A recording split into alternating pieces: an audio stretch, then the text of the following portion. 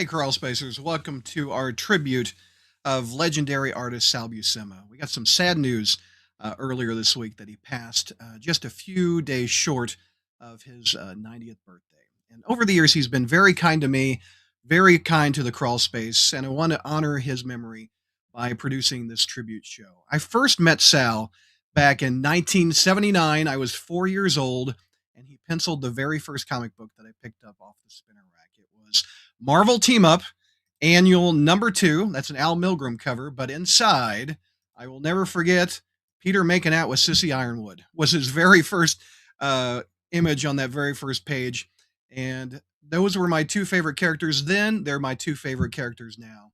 So I fell in love with Sal's art, and he introduced me to comics essentially back in 1979. I've not stopped picking them up, not stopped talking about them for 40 plus years. So it was back in 2009, I put together a podcast honoring Sal's 40th anniversary working in comics. I was able to get a few of his friends on the line to congratulate him for working all those years on comics, and one of them was Stan Lee himself. And it was so fun to have Stan on the show, just chit-chatting with Sal, two old friends, congratulating them each other. It was probably the best podcast I'm ever going to do. I'm not topping that one. That was absolutely a joy to do back in 2009.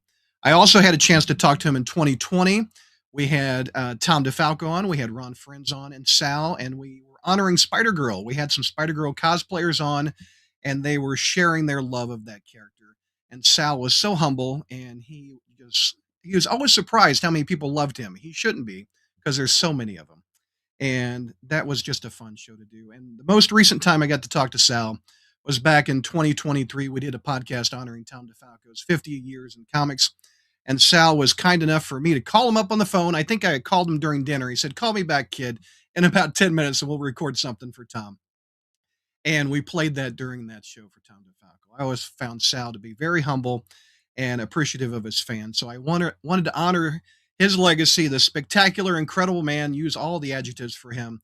So I rounded up a few of his friends that could share some good memories of Sal. So let's introduce who we've got on the panel tonight or this afternoon. We've got Tom DeFalco. We just mentioned your name several times. So Tom, thank you for joining us. I appreciate it, my friend. Thank you for inviting me. No problem. And we also have JM DeMatteis. JM, thank you for joining us. Oh, we had JM for a second. Well, we'll see if his camera. There he is. JM, there you are. Thank you, JM, for joining us. Well, we will see if JM's camera kicks. Can you there it is. There it is. Yeah, there you are. You're back. Yep. All right. You're back. Thank you, JM. Hi, Tom. How you doing? Hi, Mark. How's it going? Okay.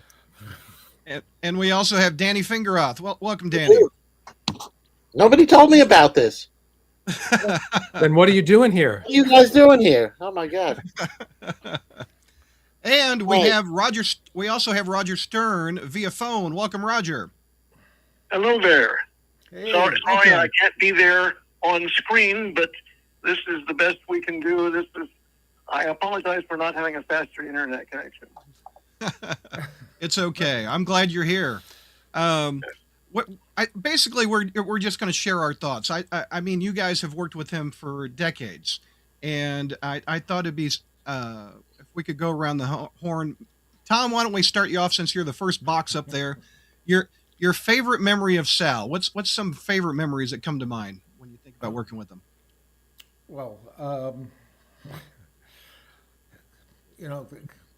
what I often think of Sal, I think of he got a Lifetime Achievement Award at the Baltimore Comic Book Convention. Yeah. And they'd been trying to, get Sal to show up for, 4 or 5 years. And they found out that Ron Friends had been to Baltimore a couple of years earlier, and that Sal had just driven up just to have lunch with Ron.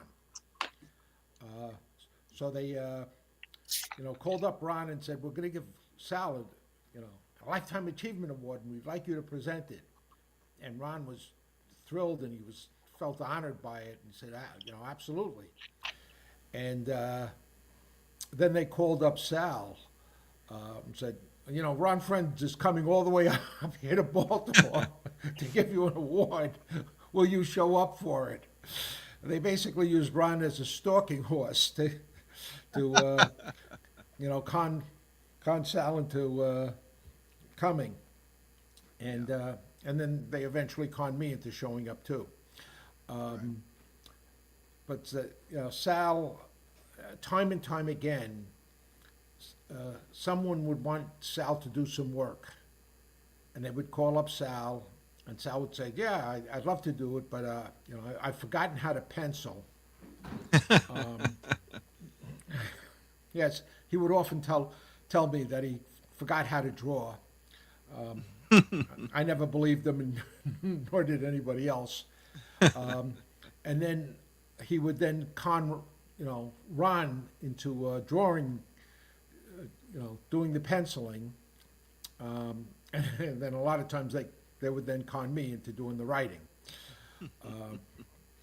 It doesn't sound like it was a hard sell to get you to work with Sal and Ron. No, at some point we became, we just became a team. And the three of us would, we worked on Spider-Girl for a whole bunch of years.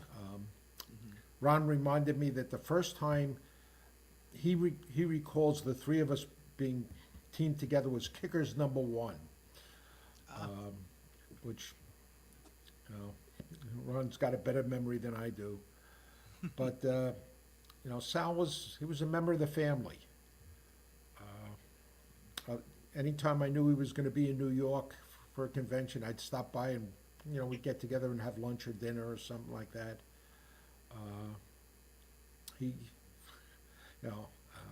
Most of the fans know him as an incredible artist, but, he was a really wonderful human being and a great friend.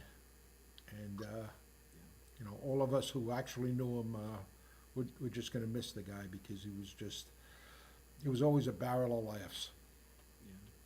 JM, you want to share some memories of Sal that come to mind? There's two sets of memories. One is just knowing Sal as a fan, which I think I first became aware of his work.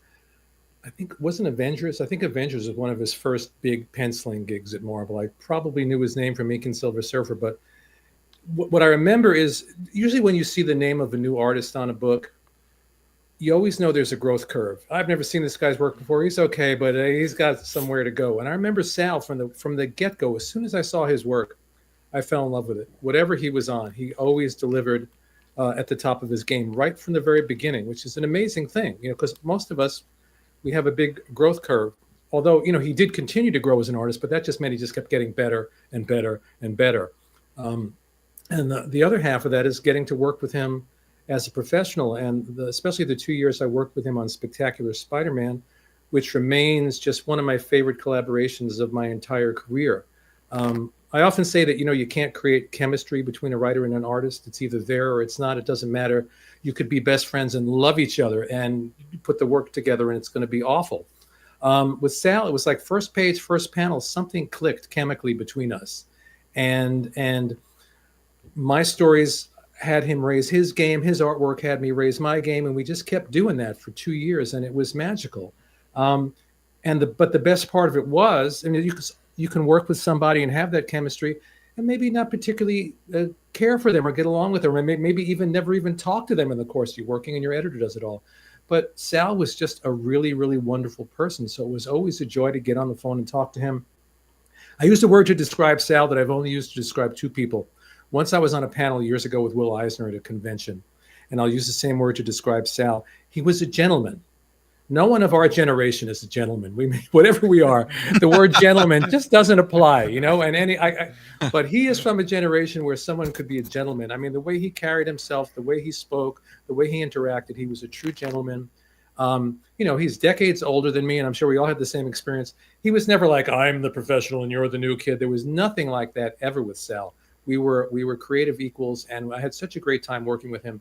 And I still look back at that run as one of my favorite collaborations of all. I'm so glad Marvel finally, after 30 plus years, got around to collecting it this past summer. Was he able to see? Did you guys talk about it's finally in print when that omnibus came out of your work I on mentioned Spec? it to him in a Christmas Yeah. card that I sent to him, but Oh. I didn't speak to him about it. No, I hope he got to see it, and I hope he enjoyed it. Yeah, it was a The rest big, of us said it's finally in print. Right, right. finally. Roger, talk a bit about your memories of Sal. Goes back to the '70s when you worked on the Incredible Hulk together. Yes, that's correct. And here's one of those secrets behind the comics. A lot of us work with wonderful artists that we never get a chance to meet. And JM and Tom both have an advantage over me in having met Sal and you, Brad. But I never met Sal. I always wanted to, never got the chance. Spoke to him on the phone once. And there's an interesting story behind that. We'd been working on the Hulk for about a year together. Sal had been working on the Hulk for a couple of years before I started on it. And Sal, of course, like his brother John, incredibly good and incredibly fast. I would swear that Sal could draw the stories faster than I could write them. But there was an instance, I think it was Hulk 233, and Sal had finished one of his other assignments and needed to start another one right away so he wouldn't fall behind his schedule. And I had not quite finished the plot for that issue. I was about 2/3 of the way through, and I said, "Well, Sal, can you read it to him?" This was long before the internet or any of that fancy stuff that we have now. And so I got on the phone to Sal, and I read like the first 2/3 of the plot to him over the phone, so he could get started, and then I'd have a couple of days to finish up the plot and get it off to him, so he'd get the ending. I knew where it was going to end, so plus working with Sal, I knew he could make it work. So I'm reading the story to him, and there's a scene where Marvel Man, the character later known as Quasar, is confronting the Hulk and trying to get him to be reasonable. And of course, the Hulk is not going to be reasonable. And Marvel Man fires a warning blast of energy at the Hulk's feet. And when I got to that part in reading the plot to Sal, Sal immediately started laughing and said, "Big mistake." And then I laughed because "big mistake" was exactly the next phrase in my rough draft. And I'm going, "Oh, boy, are we on the same page or what?" Great. That's awesome. That's awesome. Danny, share some thoughts about your memories of Sal that come to mind. Well, my best memory of Sal. He sometimes, except for their talent, it's hard to believe that he and John came from the same gene pool. John was gruff, and once you got to know him, lovable, but a little intimidating. And Sal was, as JM said, a great gentleman. But once in a while, the Brooklyn would come through. And my memory is we were at a Spider-Man creators retreat at some fancy corporate place. I think it was maybe kind of at a resort somewhere. And we had our meetings, and then after hours, there was a pool table on the premises.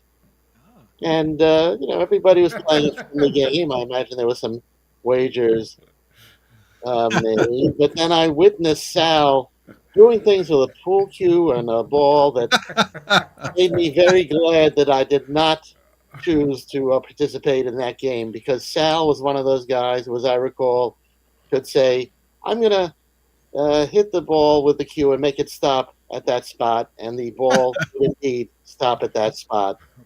So I said, well, this guy is an artist in more ways than one, and that's my fondest memory of Sal. Did anybody put any money on the table for him? Did he hustle anybody? Paul Newman there? I don't. That sounds amazing. Tom, do you remember? Do you remember that? There Tom, were are a you couple at of- $100? What? there were a couple of bucks laid down, but you know, I was smart enough not to bet against Sal. I remember, you know, a different creative meeting. You know, you guys, we did this story called the Clone Saga. I don't know if you heard of it, That sounds vaguely familiar. but Clone Saga, you say? yeah, I know you're. I think he means Clown Saga. That was The Clown Saga. I remember that, Danny. That was a good one. Yeah. that was the Avnaxio storyline. So Danny had told me what the premise of the Clone Saga was the night before, even though he'd sworn to the guys he wouldn't tell me. You and I betrayed said us, Danny. I remember that somewhat differently, but okay. And I said to Danny, no, we're not going to do that. We're just not going to do that.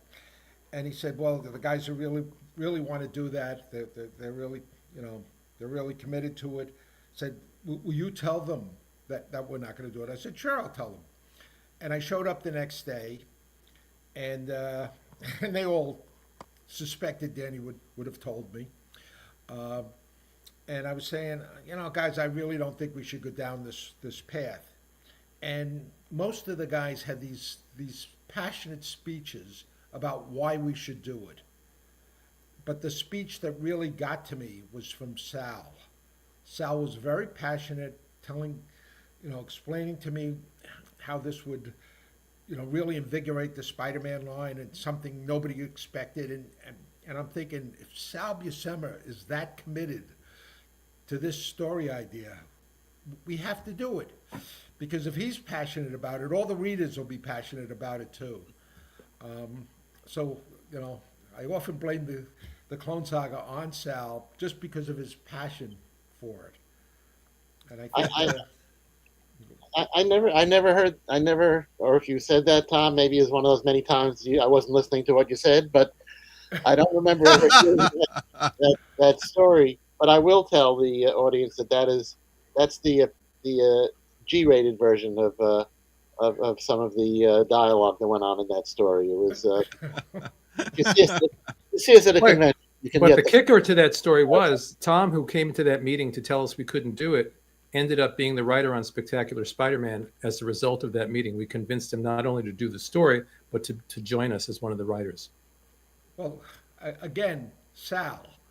You know, Danny and Sal came up to me and said, you know, we need somebody to, you know, plot Spectacular. And I said, you know, there's a bunch of writers out there. And said, yeah, but, you know, Sal said, yeah, but I want somebody who, you know, who I trust, somebody who I believe will give me, you know, interesting stories to draw. And I said, yeah, well, I'm sure we can find somebody. And then Sal put his arm around me and hugged me close and said, I need somebody I can trust. It's an offer you can't refuse, you know? And, you know, I'm as these guys will all attest, all three of them, I'm not the brightest light bulb in the box. And that's when it finally occurred to me that Sal wanted me to plot it. And I said, and I could never say no to Sal. That's awesome. That's cool. Roger, what's it like to see pencils come in from Sal Buscema as a writer? Oh, Sal's pencils are just incredible. I mean, speaking as both a writer and a former editor, and Sal probably saved all our butts on deadlines more times than we would like to think about. When I was an editor, he was drawing Captain America, occasionally filling in on other stories. And every time the pages came in, I just look at them, you know, wasting time looking at them. But it wasn't a waste of time because they were beautiful. They very simple in some cases because Sal was doing a lot of breakdowns and layouts for other people. But everything was there.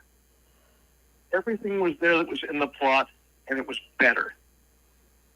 Now, when I was a writer starting out on the Hulk, I'm writing the Hulk. How did this happen?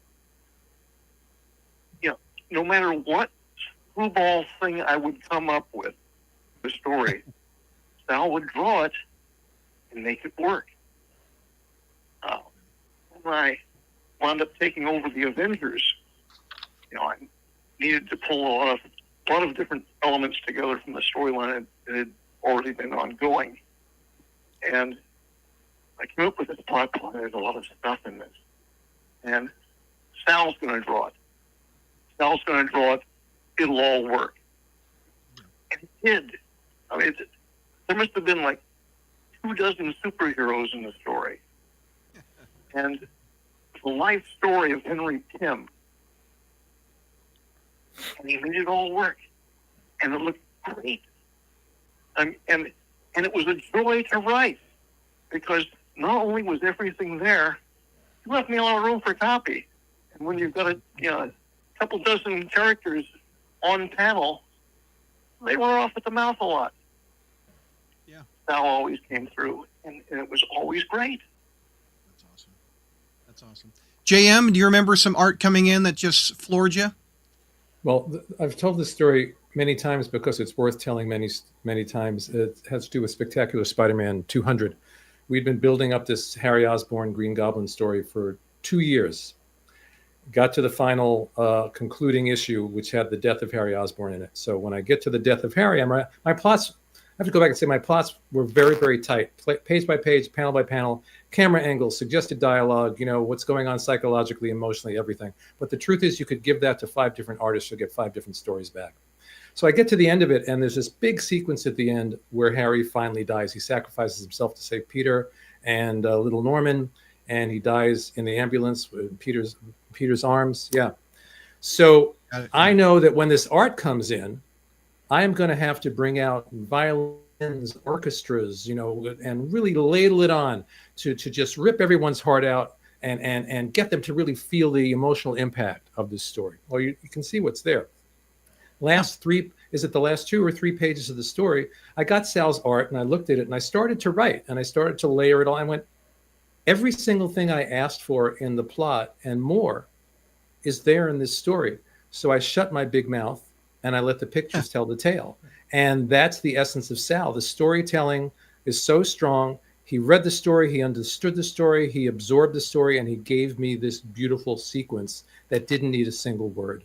And that's basically the artistry of Sal Buscema right there. That's awesome. Yeah, it's one of my all-time favorite Spider-Man issues. You guys, you summed it up perfectly. When a writer and artist are working together, it's just magic. And also, Sal inked himself on that run. When Sal inked himself, that's when you got the very, very best. I had worked with him a little bit he did some fill-ins on Marvel Team Up and fill-ins on Captain America. And he just, as Roger was saying, he did breakdowns, and the breakdowns were amazing. I mean, it didn't matter how basic they were. The entire story was there, clear as a bell. But, it depended on what inker finished that stuff off.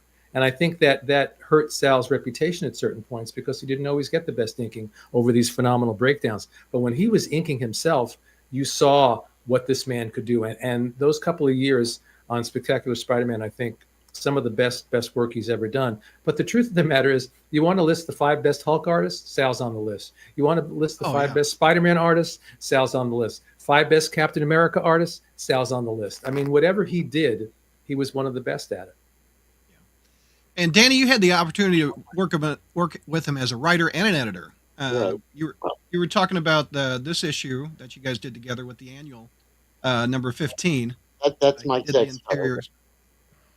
So yeah. So is that one of your all-time favorites, art that you saw come in?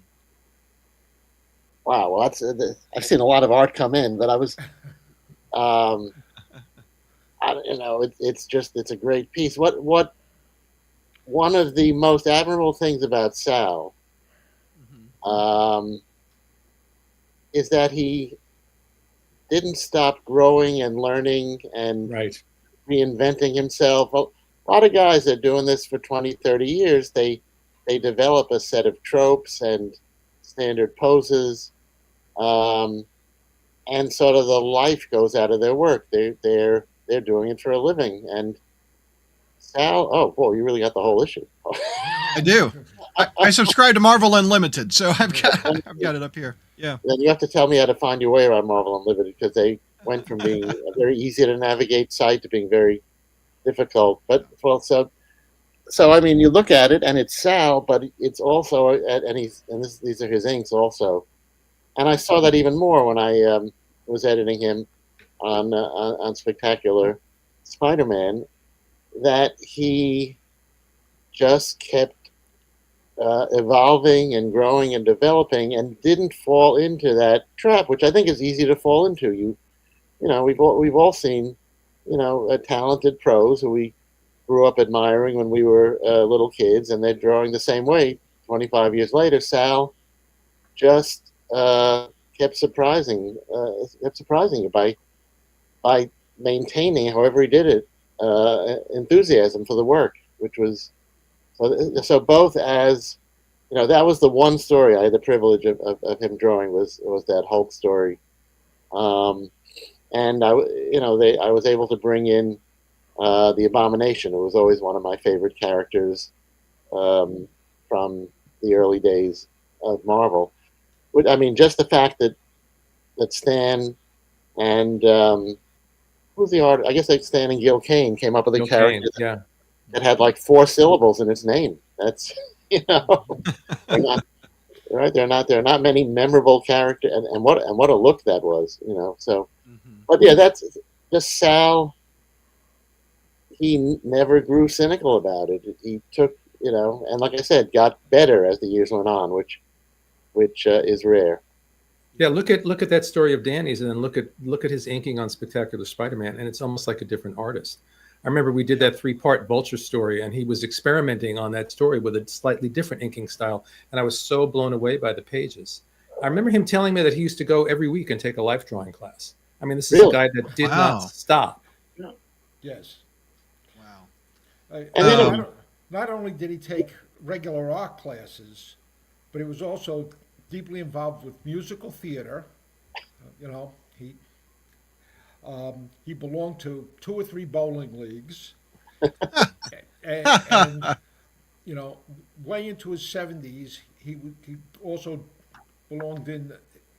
I'm trying to remember if it was 1 or 2 volleyball leagues. Really? Wow. Yes. So he He's in better shape than me. Better shape than all of us. Yeah, no doubt. He was that musical theater. He could sing, he could act, he really could. He was the total package.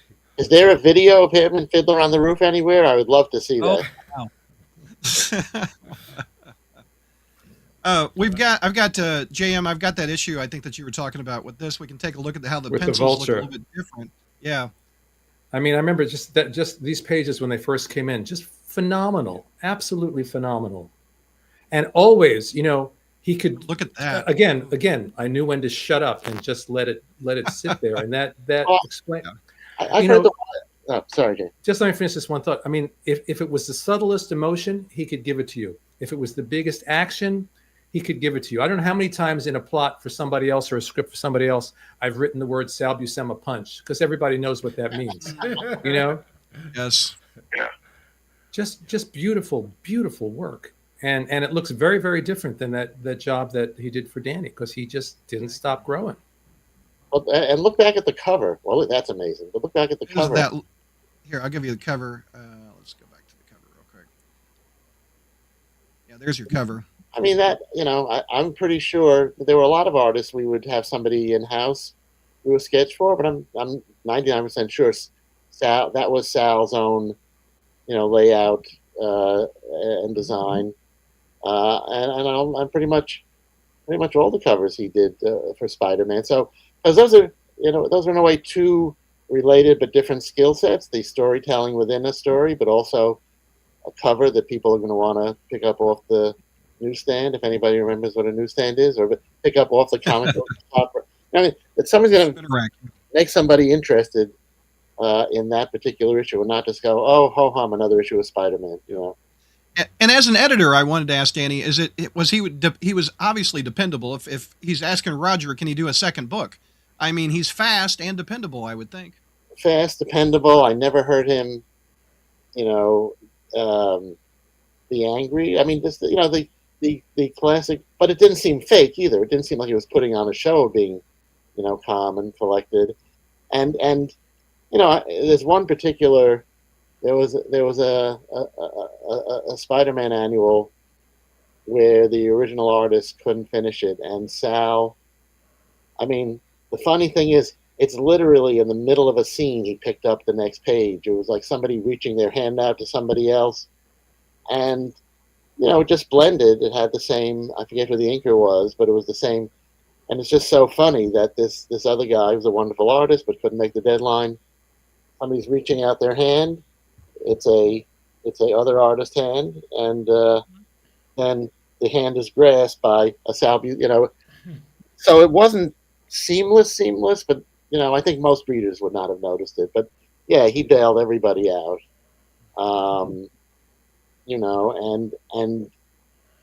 But it didn't seem like it. It didn't seem like he was, responding to a call and somebody saying, "I need 15 pages overnight. Can you do it?" We talked a bit about the Sal Buscema punch. I've got some images I'd like you guys to talk about the various Sal punches. I've got about 15 punches that we can look. Roger will describe these a little bit for you. That's one of yours, I suspect, where he's smacking Captain Marvel away with Jarella in his arms. We've got always flying right at the camera. Always. That's a The powerful sound effect punch. is yelp.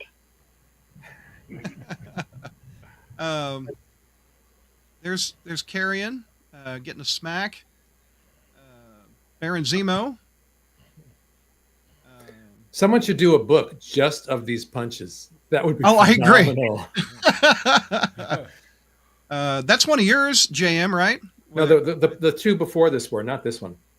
Oh, not this one. Okay, so the these Zemo one and the Carrion one. I'm pretty sure the Carrion one is mine. Okay, got it. Yep. And then that's probably one of Roger's. He's smacking the Abomination with a pawoom sound effect, onomatopoeia.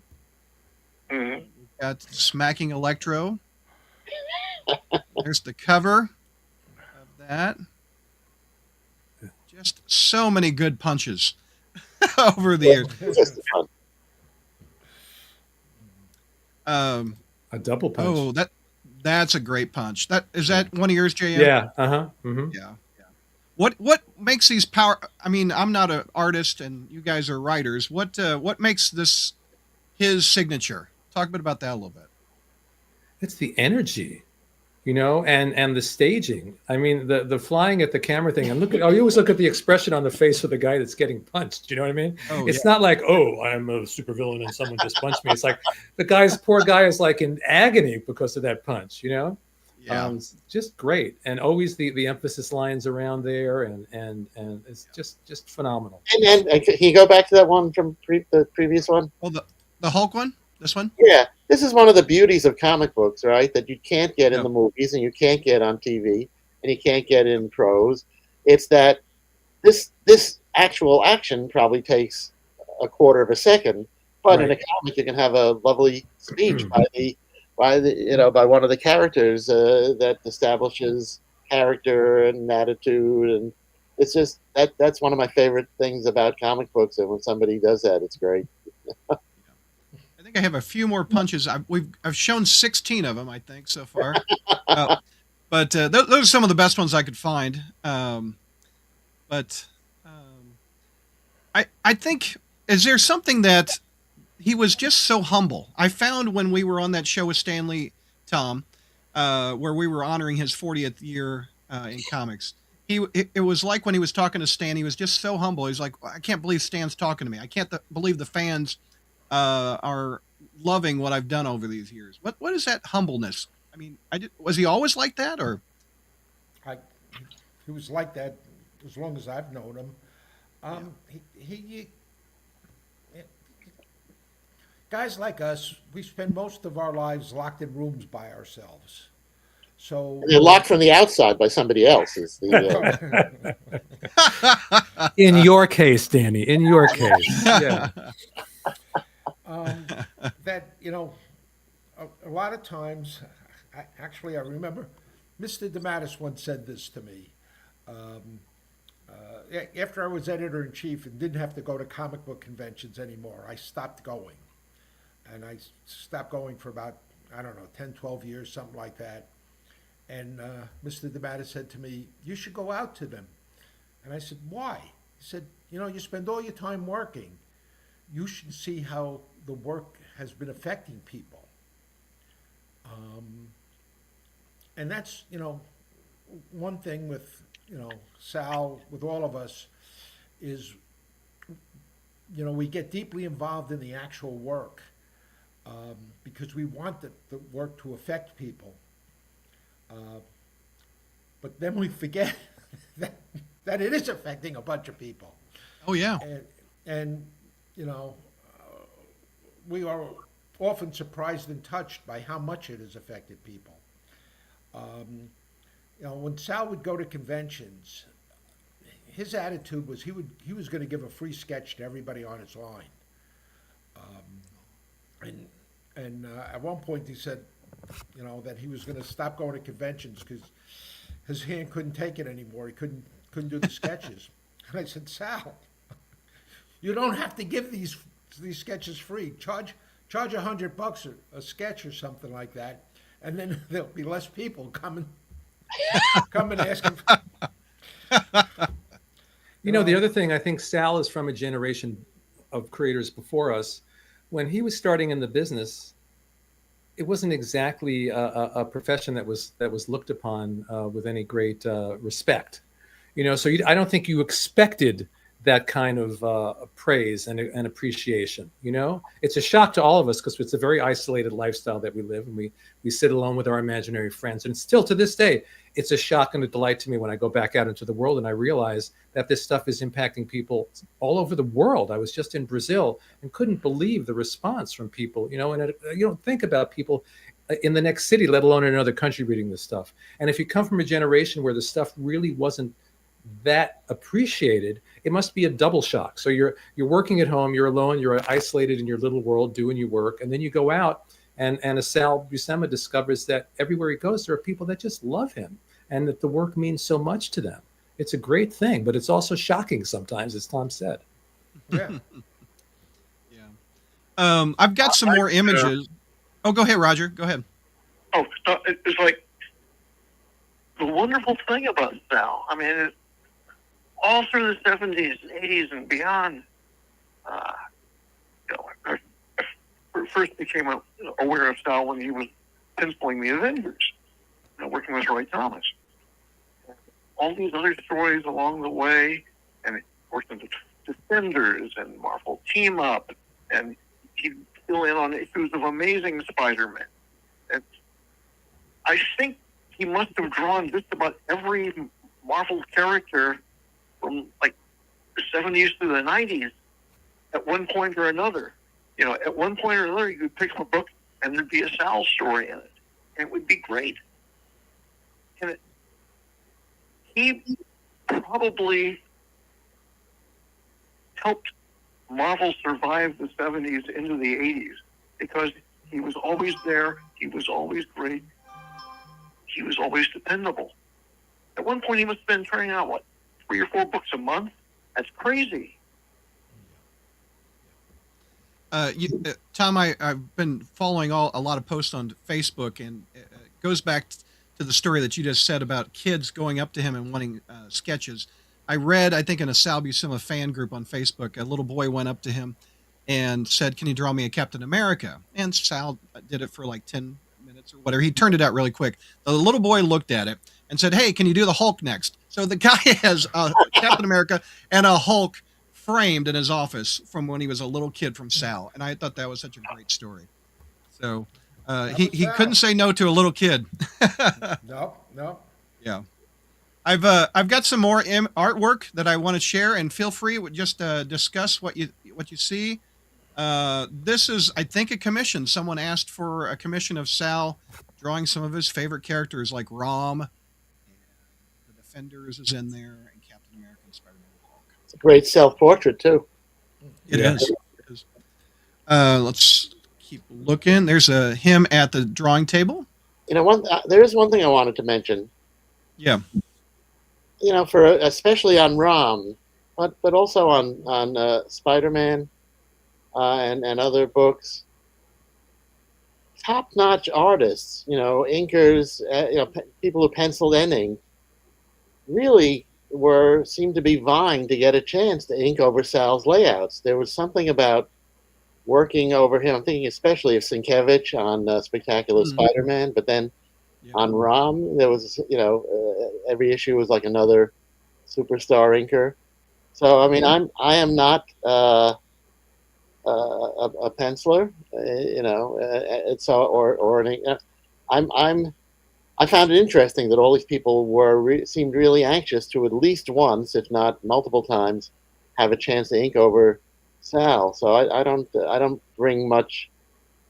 There must have been something about his storytelling and the construction. I think like his brother too, that made other artists really anxious to collaborate with him, which I think was, I don't think that's true of everybody. We also have chat watching, and his son just is in chat. Joe Buscema says, "Gentlemen, thanks so much for taking the time to pay tribute to my dad. Our family truly appreciates your shared memories and kind words." So that's really nice. Well, thank you. Condolences to you, Joe. Thanks, Joe. I've got some more. I've got some more pictures. I want you guys. There you go. Tell me about this picture, Tom. You and Ron and Sal together. I think it was, some comic book convention that was honoring Spider-Girl. And the three of us had, we had a great time on that title. We were just enjoying ourselves. I know that Sal told Ron that he was so pleased to be working on Spider-Girl because it was, the kind of title that, he was used to from the 70s and 80s, and, just a fun title. You can tell the friendship right there in that picture. There is, there's some more of him drawing, maybe at a convention, I'm not sure. And him drawing a Thor. And was this in the back of a letters page or something? Looks like a trading card. It does look like a trading card. I don't know. I think, I'm trying to remember what company, might have been Eclipse, did a bunch of trading cards of, people in comics. Yeah. And that's where that's from. Right. Look at that. That is just beautiful. I think, Roger, that's your Hulk, The Curing of Dr. Banner, where he's jumping through a picnic, it looks like, in the park. Look at that. That's a double-page spread. It's just beautiful. Yes. That was, with the Hulk does big things. So Yeah. It's always great to have big pictures. And I mean, we were down to 17 pages at this point, and I had like 2 full-page spreads, and 2 full-page splashes, and a 2-page spread in that issue. And there was still a lot of story and depth in it, thanks to Sal. It was like one of these, how about if we do this? And Sal, sure, and made it work. I've always said that I probably owe my career to a lot of people. People who said, yeah, you can do this. But mainly on the Hulk, it was like Sal Buscema and Lou Ferrigno. When I started working with Sal on the Hulk TV show came out. Oh, yeah. I can't prove that TV visibility helped sell the comic, but It didn't hurt. it was really good. I don't think it was just because of me. Because of Sal, yeah, I believe that. But, I mean, let me put it this way. They didn't plaster that little banner that said Marvel's TV sensation on the covers for nothing. Yeah, yeah, that was great. Let's see. We got another picture of him in his studio there, which looks awesome. Now, this is one of my personal favorites, the 90s Spider-Man cereal box, which I've still got. I've got one behind me, still with 30-year-old cereal in it. You should eat it. Eat it live on camera. No, I'm quite good. I'm quite good. Get some 30-year-old milk also. God bless. I regret not asking him about the cereal. Did you guys have any stories about how the cereal box came about for him? I didn't even know there was a cereal box. Neither did I. I didn't know that existed. Well, it came out in the 90s when the cartoon came out. So, and it even says Sal Buscema right on the cereal box, which I think is awesome. Right there in the corner. That's great. Yeah. So, yeah. The Sal Buscema Spider-Man cereal with crunchy spider webs with exciting marshmallow shapes. The ultimate Anyway. collectible. Exactly. Yeah. Yeah. I did. Commercial jobs. I just realized. I think the last time I worked with Sal on the Hulk was for a poster for Coca-Cola. I do remember that. The Hulk poster? This was sometime in the early 80s. Coca-Cola had this promotion. I mean, you sent in proof of purchase or something. And there was like this giant poster. There were three of them. There was a Spider-Man, there was a Fantastic Four, and there was one of the Hulk. And basically, in one poster, it had like panels down the side doing the origin of the characters and a big splash of the character. And Sal, of course, did the Hulk. And it was great. It was huge. I'm showing a picture of it right now, Roger. It's a great looking picture that Sal did. And it even says Coca-Cola right at the bottom. Coca-Cola right at the bottom. Thanks to the folks in your town who bottled Coca-Cola. Great looking picture. Refreshers. Do you still have a poster? Do you still have that poster? I have all three of those posters. Yeah, they're rolled up in a tube someplace, but because I'm running out of wall space. But he also launched Spectacular Spider-Man. There's issue number 1 with the tarantula coming at him with Flash and Mary Jane running underneath Spider-Man. Very dynamic cover. Kind of unheard of for a Marvel character to get a second book, or maybe a third book in the 70s. So that was really incredible. There you go. I love his tombstone and Spec. That Spider-Man is only in the corner box art, but that cover is so powerful, don't you guys think? Yeah. Yeah. Oh, yeah. And this one, the perspective. Again, I'm not an artist, but Tombstone holding Spider-Man at the top of a building just looks incredible. There you go. And the Acts of Vengeance one, the poor Trapster, he's screwed. So on the cover of that, love that one with great power, with greater power, it says at the bottom.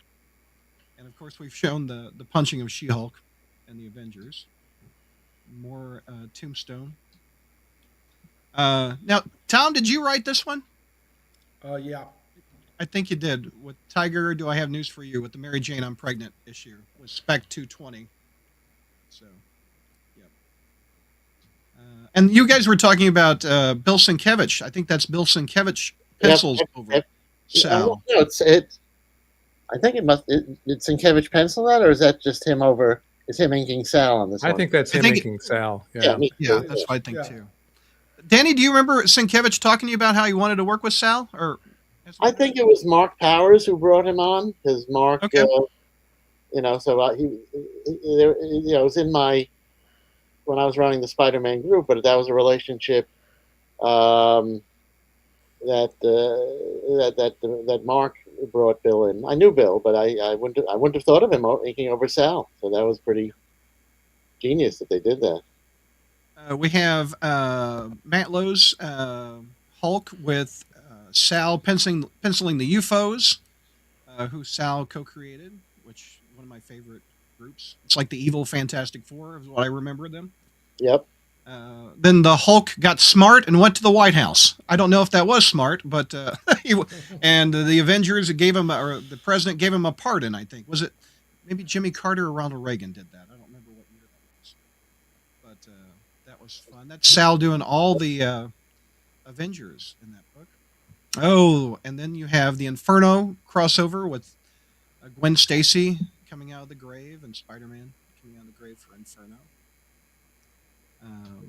And there you go, Tom. You have Ron Friend's pencils with Sal's inks on the last issue of Spider-Girl. Yeah. Yep. There you go, JM. That's your. Yeah, I think that's the trade cover. Well, it was Yeah. also the cover, but it was the cover image from Spectacular 200. Yeah. Yeah. But What- back what when did you- It was a foil cover, I think, wasn't it, Danny? Something. It was. like It was that? very shiny. Very, very shiny. Yeah. And made The lots webs of money. What when you look at that cover, fellas? What do you think? What that just knock your socks off when that came in the mail or when you first saw it? Yeah, It's- well, that's that issue that I said is, that's probably my Yeah. single. If I have to pick a one-part Spider-Man story that I've done, that's my favorite. Is this issue? If I have to pick a multi-part Spider-Man story that I've done, believe it or not, it's not Kraven's Last Hunt, which I love. It's The Child Within that I did with Sal, and that Danny edited.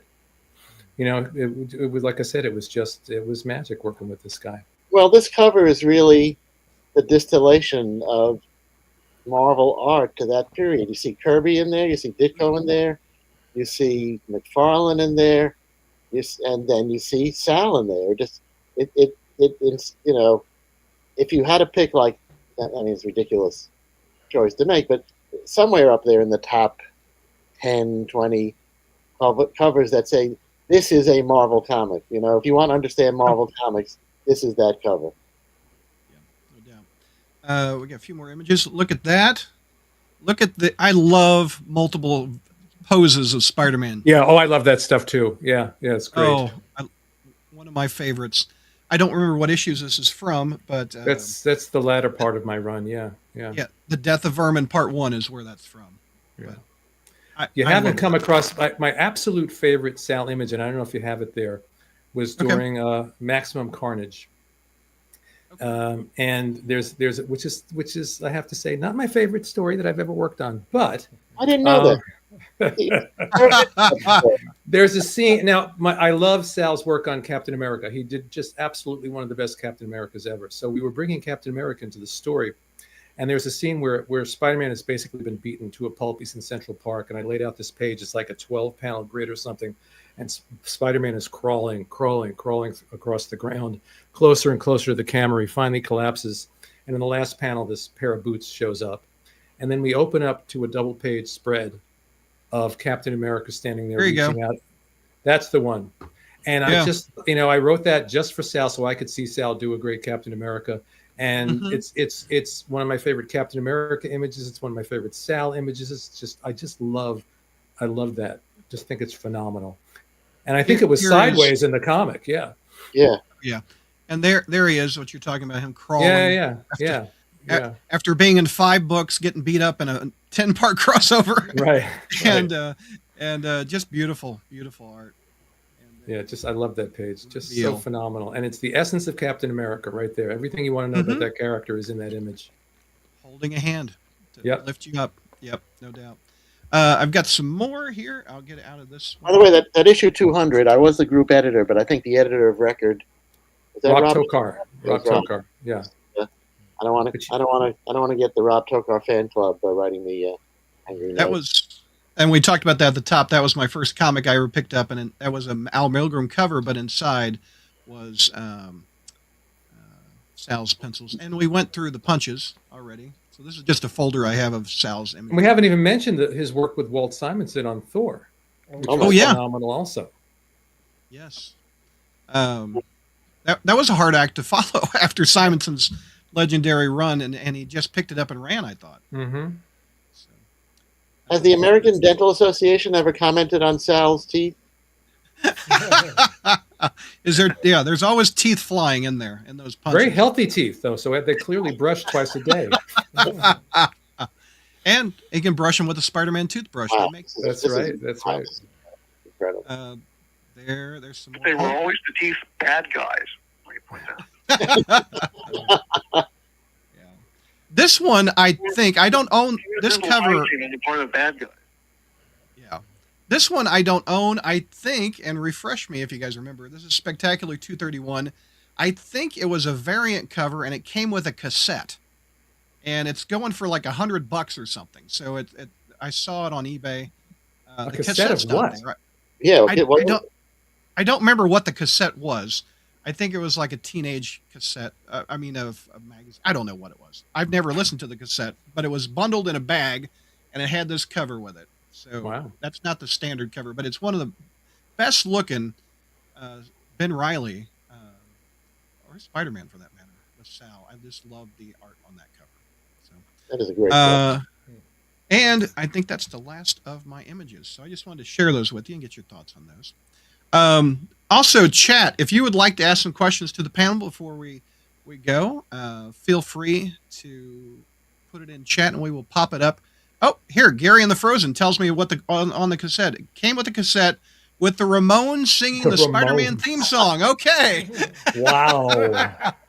That's pretty cool. No wonder it's $100. Why that comic's now worth $100. Thank you, Gary. That was really nice. Very cool. Yeah, I'm going to have to search for that and then find a cassette player to play it. So, I bet you if somewhere online on YouTube or something, you will find the Ramones singing that for sure. Yeah, no doubt. Let's see. I also wanted to share. Did they do it in one of the movies? Was it also on the soundtrack of one of the Spidey movies? Michael Bublé did it at the end of the second Spider-Man movie. I don't think the Ramones have ever really been in the Spider-Man movies, but they've taken the theme song from the 60s and put it in, obviously. So, I also wanted to share, let me pop this up on the screen. And also, when you go with Wikipedia, take it with a grain of salt. But if even half of this is true, of all the books that he's done, take a look at this. I mean, we didn't even talk about his DC work. He was over at DC in the 90s, right, for a bit. But take a look at this list of all his art that he's done. Going back to Amazing Spider-Man number 94 as the inker, it says on Wikipedia. And it goes back to Avengers 68. All right, and the work on Defenders with Steve Englehart. Great work there, too. Phenomenal. Yes. Launched the Defenders with issue number 1, just like he did Spectacular. Wow. Let's see what else hops out. The Hulk is just a huge bit of his legacy, which is awesome. Oh yeah. He yep, there's your Kickers. He inked number 1, Tom, right there. Kickers 1. He did the did he do the Kiss special? He was a penciler on the Kiss special? Did he really? Wow, I didn't know that. It says penciler among others.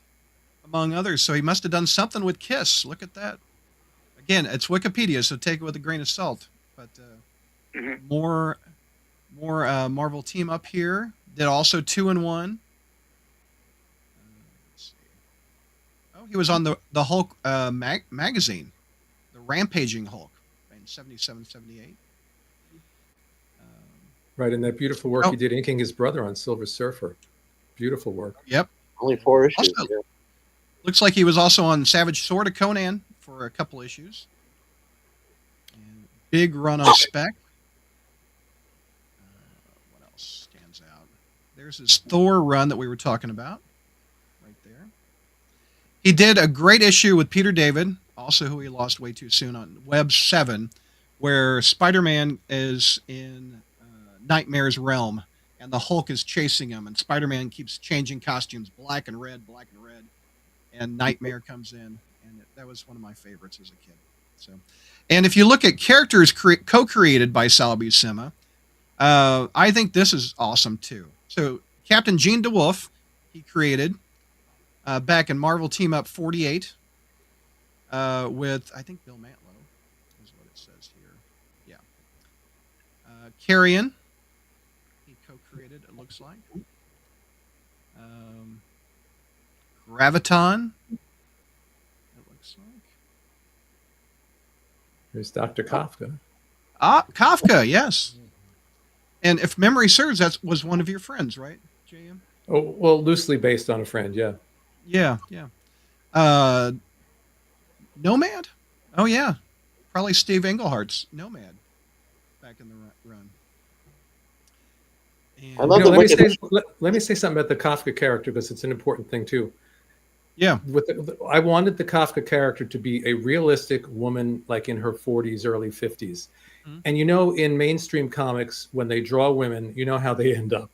Sal knew how Yeah. to draw a realistic, you know, still attractive, but a woman of a certain age without exaggerating it. And if you follow the arc of Ashley Kafka, go back to that image up there. You'll Yeah, see I don't think as that- more artists came along, she got younger and hotter and younger and hotter, which is not who the character was. Sal got it letter perfect. I love that Wikipedia finds it necessary to tell us these people are fictional characters.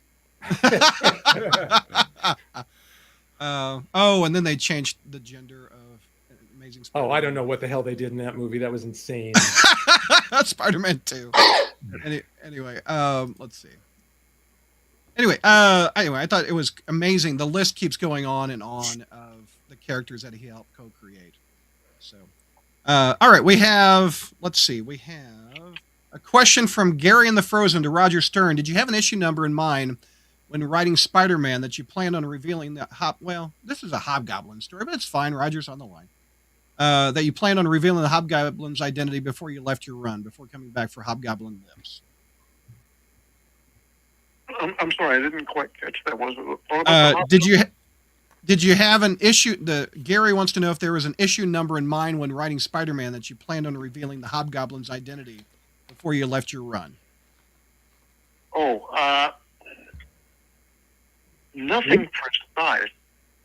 I'm not sure what this has to do with Sal, but I know. Yeah, I clicked on it. I clicked on it thinking it was a Sal question. I'm sorry. That would have been an interesting thing. But I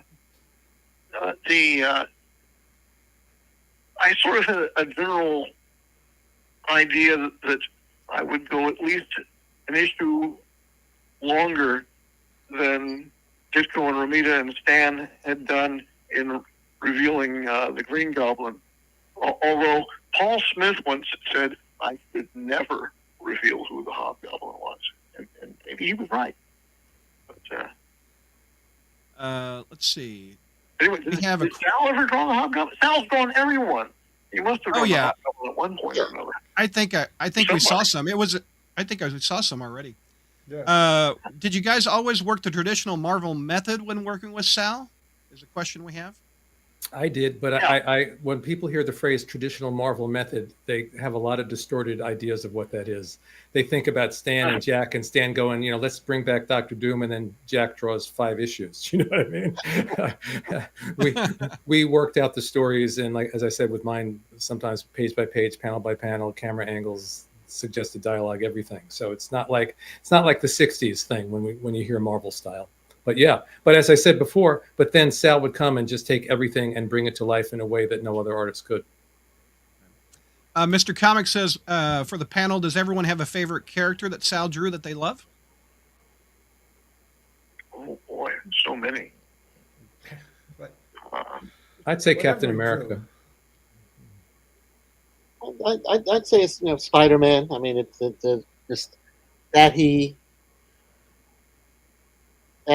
took sort of a cue from what the younger artists were doing and incorporated and made it his own. So he wasn't just copying them, but he was able to incorporate them into his own creativity. So I think what he did with the character in the 80s and 90s, really made his Spider-Man one of my favorites. Tom, you got one? Anything Sal drew, I'd look at it and say, "Wow, this is terrific." And then next week he'd show up with something new, and I'd look at that, "Wow, this is terrific."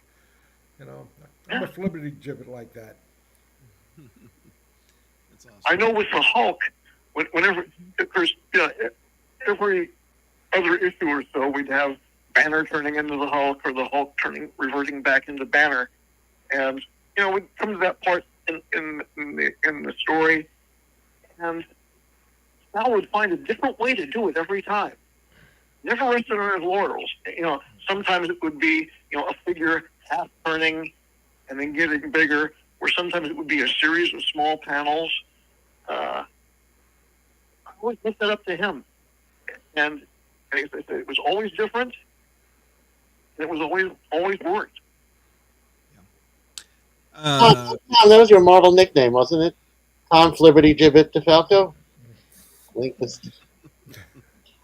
don't know if I've ever heard a human use that word in a sentence, so I'm impressed.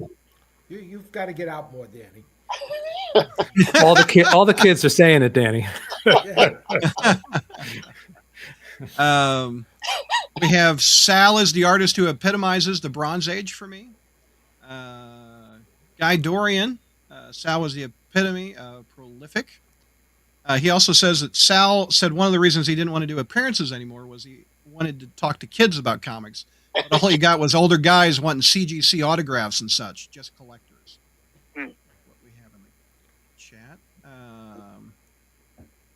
We have Peter Parker's chiropractor in chat. Sal Buscema incorporates some of the best design innovations from the Image era artists, the larger eye lenses and spaghetti webbing, but with his own spin on it. Well, it's because he was always first and foremost a consummate visual storyteller, and that was the most important thing. Always was the panel-to-panel flow and the storytelling.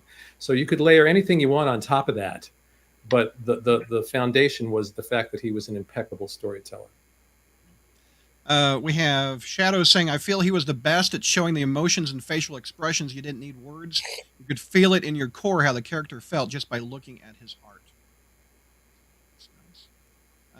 I adore how angular all his art is. Very geometrical, but it still looks so full of life, says Eddie. Don't forget, Sal did his part in making Kraven's Last Hunt matter too. And what does he mean by that?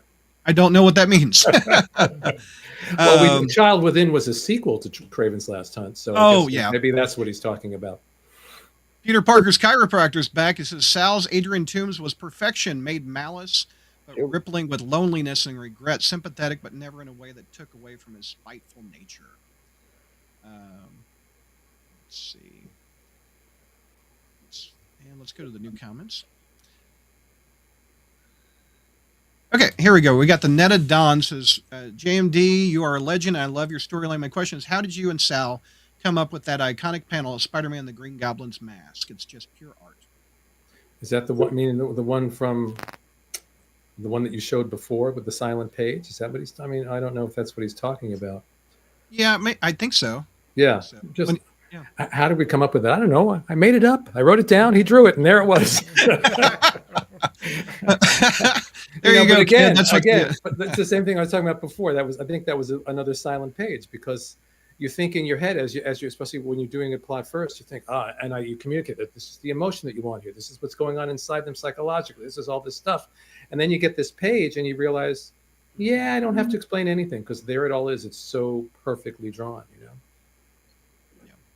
Let's see. We have Eddie says, I know all of you are writers and editors, but does someone know how Sal worked on his compositions? Did he do thumbnails for the paneling, or did he just go straight to sketching and figure it out on the way?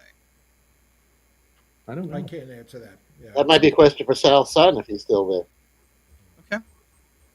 Okay. Do any of you own any Sal original artwork of a story that you guys wrote?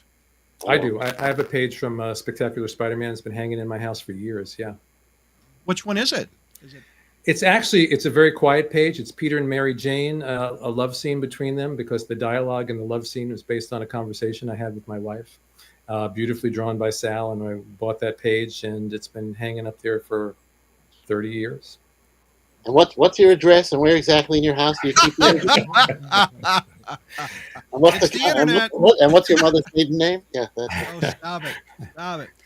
Del Boy says, do you guys have a favorite doodle Sal may have drawn for them, and did any of them rescue him out of the trash can at the bullpen? No, not me. No. These are some very specific questions, you guys. They are. We also have a question. Your favorite character design tweak by Sal? Does that anybody have one of those?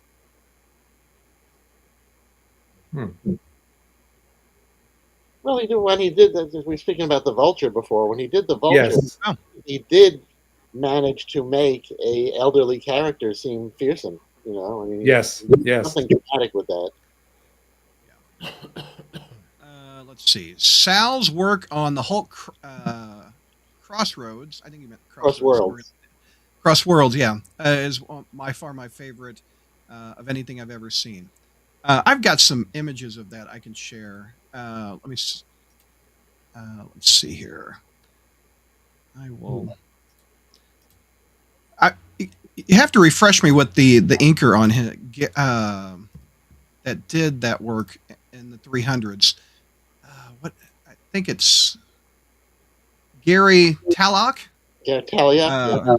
Talioc, him and Sal worked great together towards the issue 300s of Hulk. Also, I've got a double page spread. Look at that. Wow. I just think that's so beautiful. That's another double page spread of Hulk and the Crossworlds that he's talking about. That stuff is just beautiful. Yeah, I've shown some of those, but I didn't show those Crossworlds one. Yep, exactly. Thank you. I have a Sal splash page from Power Man, inked by the Krusty Bunkers. Beautiful. We have Eric asking, were there certain types of scenes that Sal really enjoyed drawing that you incorporated into your writing? And was there anything that he preferred not to draw that you steered away from in your plots?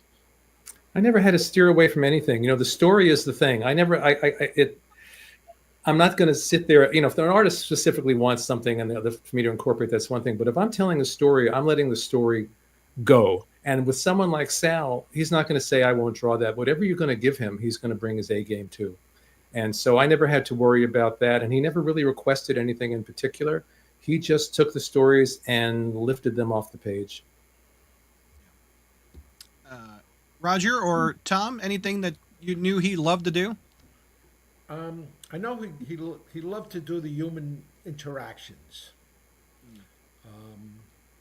because you know a lot of times in the comics there weren't any human interactions. There was just action and fight scenes. So whenever he got a chance to do the human interactions, he really he brought his A game and everything. Roger, I've got a picture I'm going to put up on the screen. It's one of your Hulks where the Hulk lands on Mount Rushmore and he's on top of George Washington's head. I love that scene. Talk a bit about that. Is that one of your favorites too when that came in? That was during a period where we were having the Hulk break something bigger every issue. I think the previous issue, we'd had him like destroy an entire skyscraper or something like that, just on top of it and start smashing his way down until it's like a 2-story pile of rubble. Luckily, no one was there. Luckily, no one was hurt, folks. So after all of that, breaking something bigger every issue, and then he's basically bounding over the countryside, trying to avoid the army who's after him, as always. And he lands on this mountaintop, and he's taking a nap. And you pull back, and it's Washington's head on Mount Rushmore. Immediately, there's an element of danger here. We wouldn't have him destroy Mount Rushmore, would we? And like the army finds out, and they're going, "Oh, we got to be careful now." Mm-hmm. But I described it. He's on top of Mount Rushmore, and Sal did it. Looks beautiful. You can tell exactly what it is, and I think it's the scale too, which is it isn't always easy with the Hulk. But you're going, like, "Oh, we're in trouble now. What are we going to do?" Well, Roger, there's, we're looking at it. I don't know if you can see it, but he has George Washington looks really worried. He has it. It's true, he does. That's very funny. That's funny. Great looking art there. We have one more question, and then we're going to start wrapping it up. Was there a character or series on which you would have loved to work with Sal but never had the chance? Anything stands out, like a character that he would have excelled at? I mean, he excelled at all of them. I would have been fun to do Batman with him at DC. That would have been a lot of fun. And he probably would have, Superman as well. I think, any iconic character, Sal could knock it out of the park. Tom, anything stands out for you that you think would be fun? Sal could draw, anything and anyone.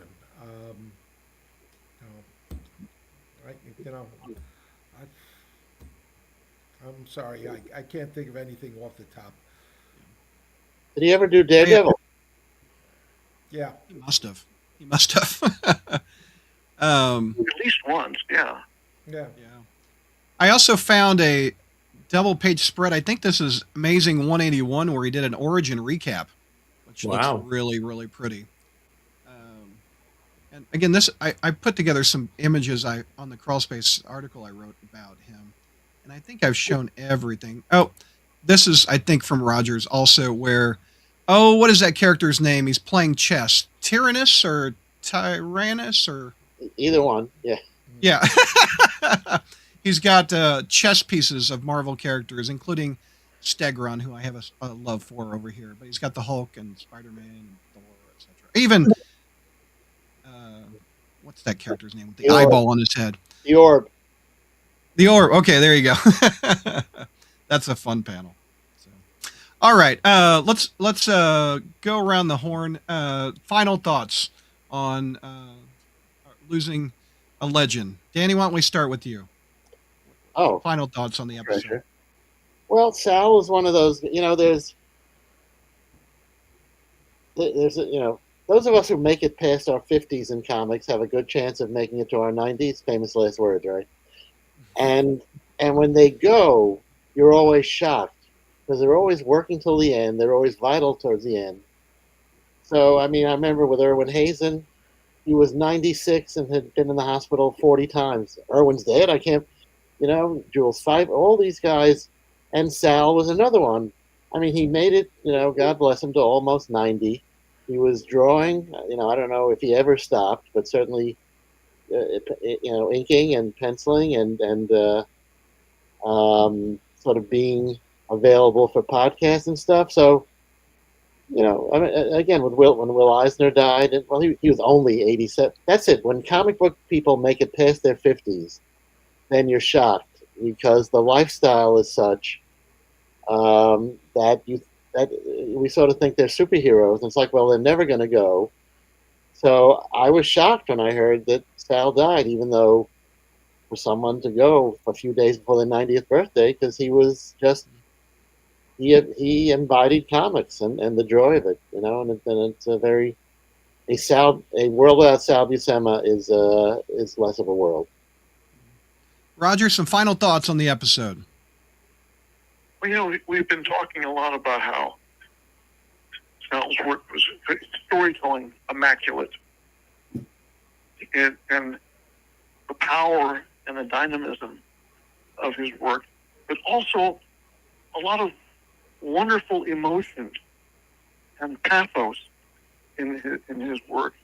The thing that comes to mind immediately is there was a scene in that My First Avengers that he drew, where basically the life story of Henry Pym, and is recounting all these incredible action sequences, which Sal, of course, captured perfectly.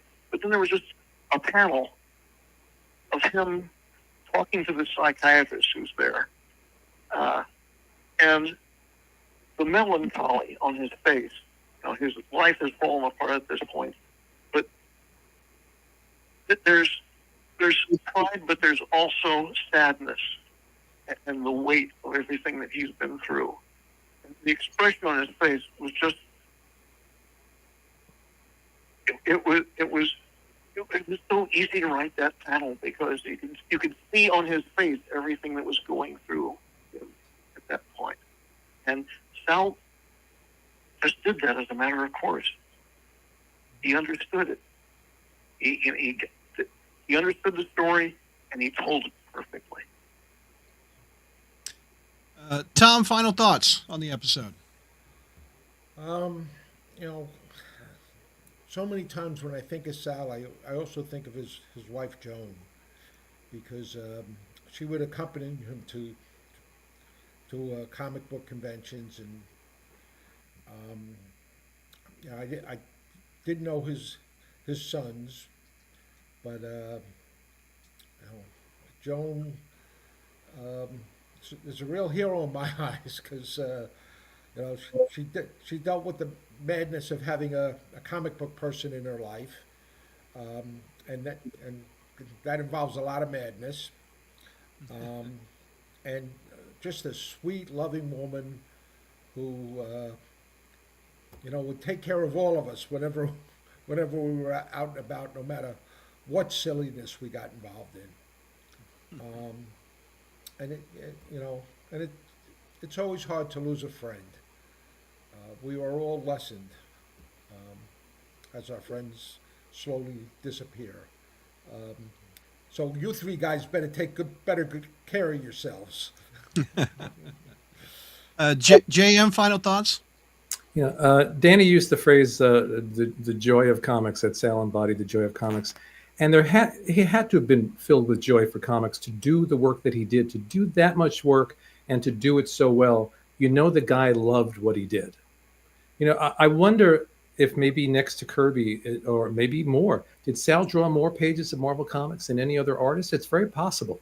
But, you know, and not to mention the DC work. I mean, this is a man who loved what he did, and that joy was communicated. You know, skill is one thing, you know, your intuition also guides you, but the joy comes through in the work. You can tell when someone loves what they do and when they don't, you know, and there was a joy that I think that energy in Sal's work maybe came from the joy he took in that work. So yeah, that sticks with me. The absolute, all of us here, we wouldn't do this if we did not love comics, because on some levels, especially when we got into the business, it was kind of a stupid thing to get into, you know. And there is such love of comics and such joy about comics in Sal's work, and that's something to hold on to. Early in the conversation we had, did Sal ever do Daredevil? And in chat, Jim says Sal did Daredevil 139. So let's take a look at Sal's Daredevil. There it is, with Marv Wolfman writing. And Jim Mooney inking it. Yep, and Jim Mooney inking it. So that is some Sal Buscema Daredevil right there. So there, you'd be hard pressed to find a character that he didn't touch in the Marvel universe. So, yeah. Thank you, Jim, for that. Finding that that didn't come to mind instantly. Gentlemen, thank you for your.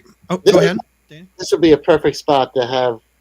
If only somebody had a recording of Sal singing a solo from Fiddler on the Roof, this would be this would be the perfect ending. So if anybody has that, please post it somewhere. That'd be funny. Gentlemen, thank you for your time, and I'm sorry for the loss of your friend. He was a legend in comics, and he will greatly be missed. And everybody for watching the broadcast, I appreciate you guys tuning in too. So rest in peace, Sal.